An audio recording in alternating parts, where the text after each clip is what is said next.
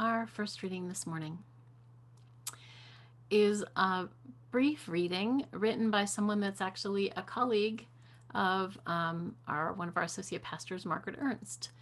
And it is entitled An Invitation to Brave Space. Together, we will create brave space because there is no such thing as safe space. We exist in the real world.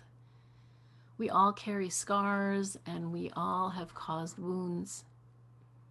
In this space, we seek to turn down the volume of the outside world. We amplify voices that fight to be heard elsewhere. We call each other to more truth and love. We have the right to start somewhere and continue to grow. We have the responsibility to examine what we think we know.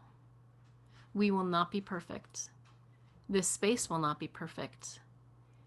It will not always be what we wish it to be, but it will be our brave space together, and we will work on it side by side. Our lectionary reading this morning comes from several of the first verses from the 40th chapter of Isaiah. Comfort, oh, comfort my people, says your God. Speak tenderly to Jerusalem and cry to them that they have served their term, that their penalty is paid, that they have received from the Lord's hand double for all their sins. A voice cries out, in the wilderness, prepare the way of the Lord. Make straight a desert, a highway for our God. Every valley shall be lifted up, and every mountain and hill be made low. The uneven ground shall become level, and the rough places a plain. Then the glory of the Lord shall be revealed, and all people shall see it together. Get you up to a high mountain, O Zion, herald of good things. Lift up your voice with strength, O Jerusalem, herald of good things. Lift it up, do not fear, and say, here is your God. See, God comes with might. She will feed her flock like a shepherd. He will gather the lambs in his arms and carry them in his bosom and gently lead them.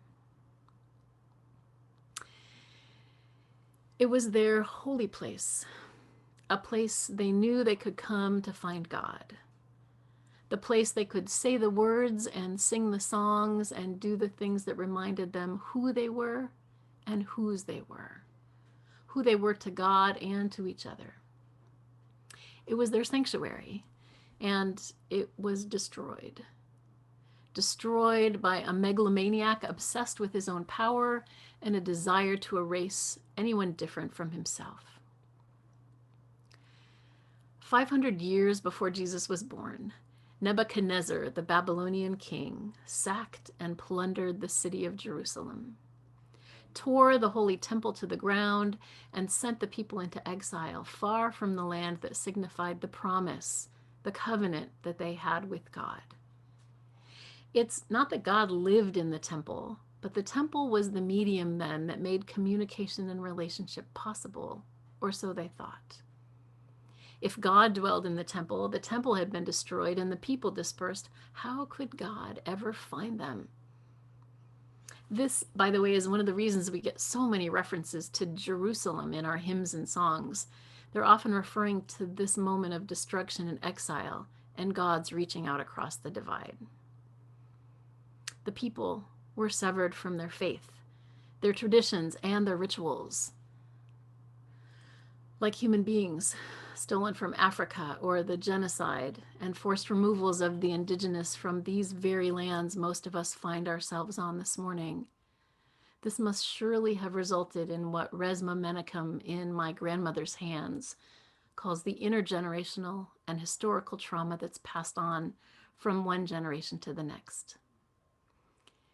And into that trauma, into that sense of loss and abandonment, into that devastation, the first word that God speaks through the prophet Isaiah after all that destruction is a word of comfort.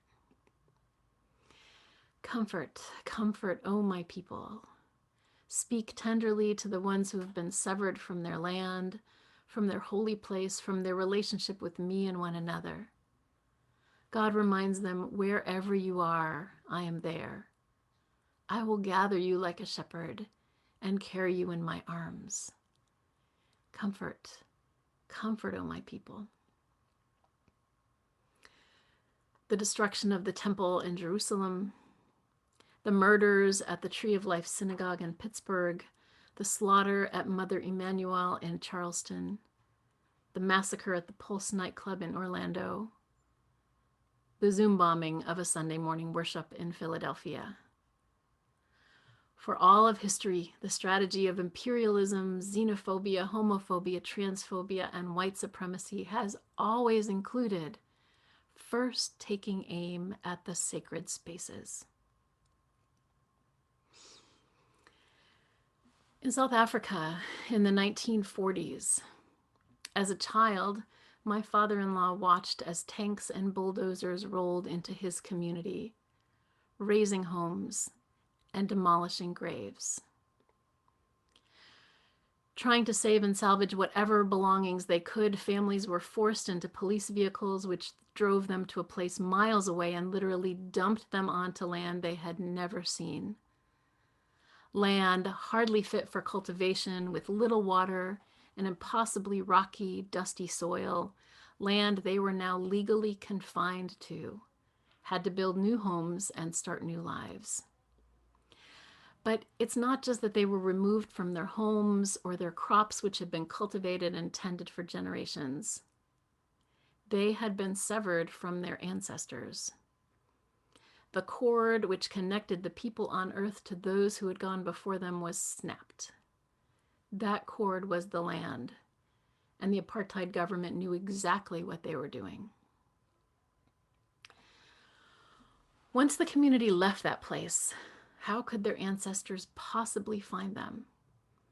The connection to the spirit world and those that went before them and walked through life with them was mediated through the land.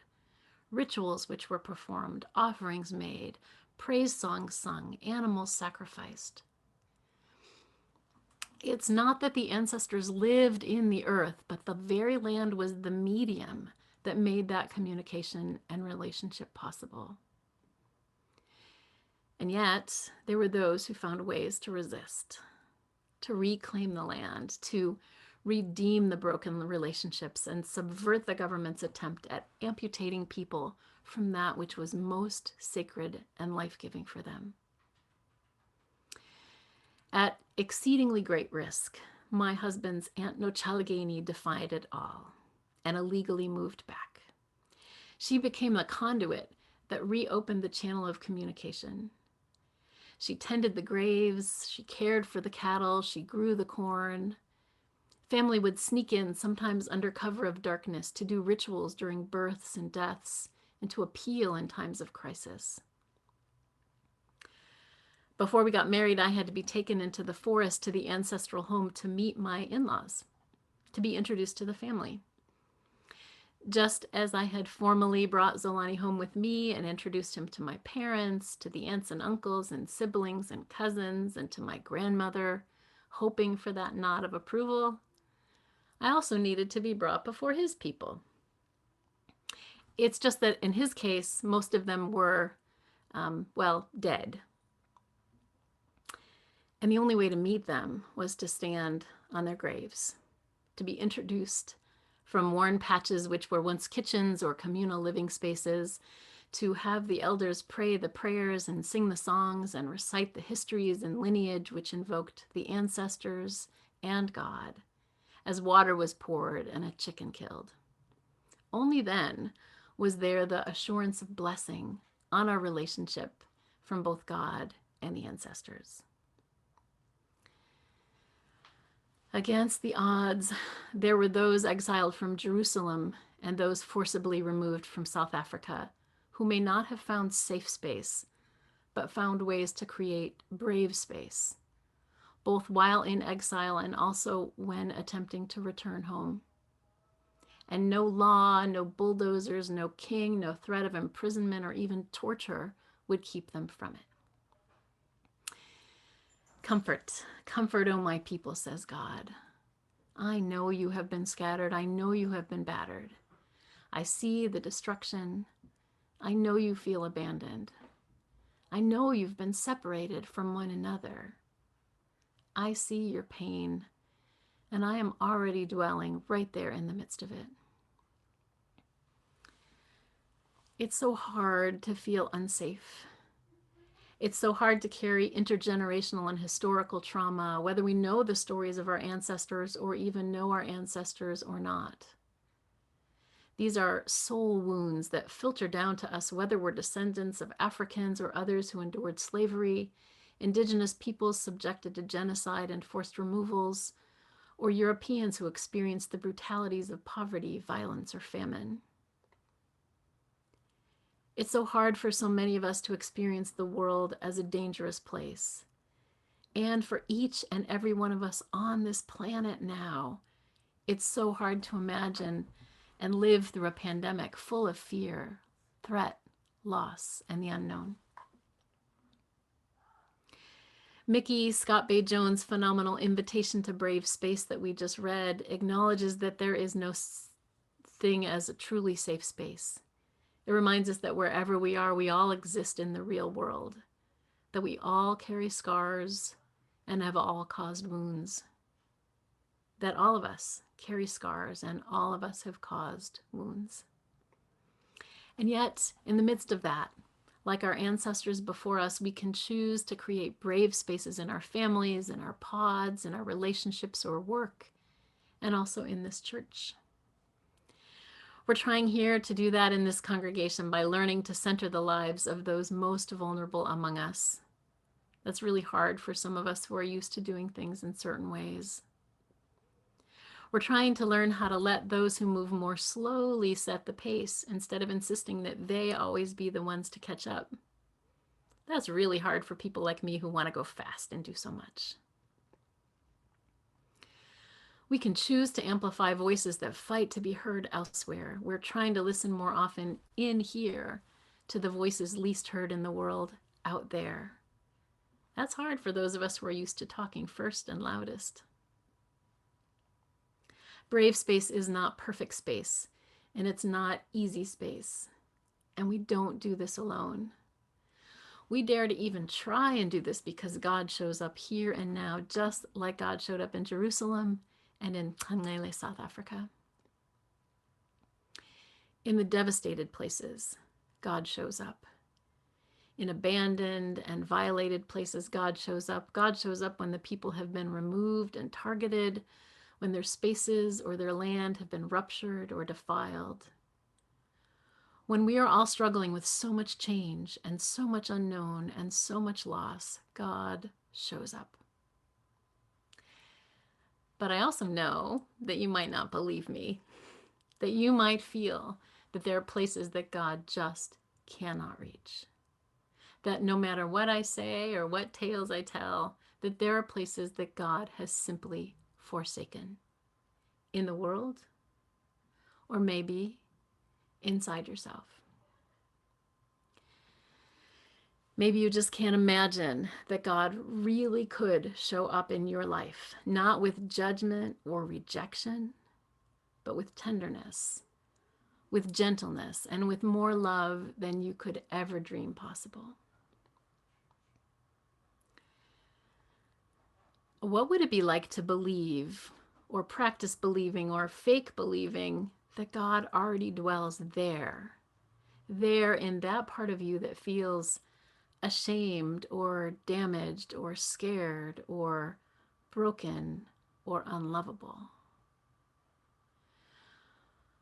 What would it be like to believe or practice believing or fake believing, fake it till you make it, that God already dwells here among us in this church, in this community, as we fumble along saying ouch and oops to one another, as we get brave enough to say that hurt, curious enough to ask, what do you need?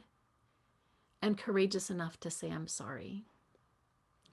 What would it be like to together create brave space where we can fumble our way toward healing, toward liberation, toward love, where we can light our Advent candles celebrating both the light and the dark, knowing that something different something big is coming, and knowing we won't be doing it alone. In closing, I invite you to join me in an affirmation, a kind of covenant for this day. I'll read a line, and wherever you are or whatever you're holding, I invite you to repeat it. Excuse me. Together, we will create brave space. Because there is no such thing as safe space. We exist in the real world. We all carry scars, and we have all caused wounds. In this space, we seek to turn down the volume of the outside world. We amplify voices that fight to be heard elsewhere.